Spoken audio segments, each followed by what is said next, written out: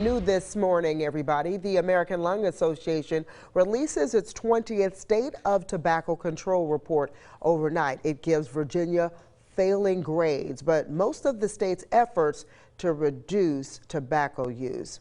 Well, joining us this morning to take a deeper dive into this grade is Alex Casper. She's with the Lung Association. She's the Director of Advocacy here in Virginia. Good day to you, Alex. Good morning. Thank you so much for having us. Thank you for being here with us. First, before we get into the state numbers, tell us about the rise in synthetic nicotine and the potential risks for users. Absolutely. So synthetic nicotine is a new, potentially large loophole that has emerged most recently in about 2021. And it's the loophole under the FDA's authority to regulate tobacco under the Tobacco Control Act.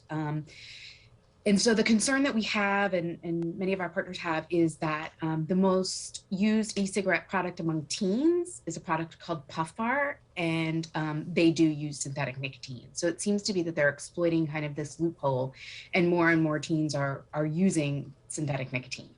And when it comes to Virginia, the Commonwealth received a failing grade for low state funding for tobacco prevention programs, as well as a lack of restrictions on flavored tobacco products. What can the state lawmakers do to increase its grade? So we grade on evidence-based policies. So it would be Program for Prevention and Control. So that would be funding to the Virginia Department of Health to do that prevention work to make sure that people don't initiate smoking, especially youth population, because we know that 95% of smokers report that they begin smoking before the age of 21. The other evidence-based policy would be tobacco tax increase. So we would encourage lawmakers to look at any type of tax increase that would be significant, and significant would be $1 or more, and that is because it would change people's behavior and encourage them to make that quit attempt. And then flavored tobacco products, we know that 85% of youth use a flavored tobacco product that includes mint and menthol flavors to initiate smoking. And so we are calling on lawmakers, in Virginia and really across the country, to look at removing flavored tobacco products from the market. And our last question here this morning, how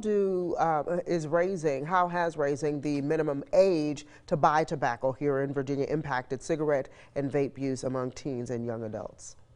Increasing the ages is a great first step, and it's one piece of the puzzle. But there's other policies that I talked about that work hand in hand, and things that are outlined in the report. And the really important thing, and the key piece in Virginia, is Virginia is about one of 9 states that do not have a tobacco retail licensing program. So right now, we don't know all of the retailers that are selling tobacco products in Virginia. And so therefore, we have no idea and no way to enforce that they're actually following the law. So right now, there is a bill in the legislature sponsored by Delegate Hope that would enforce and put into place a retail licensing program in Virginia. And we, the American Lung Association, are strongly supporting that piece of legislation. Okay. Alex Casper, the Lung Association's Director of Advocacy in Virginia. Thank you so much for speaking with us this morning. Thank you so much for having us.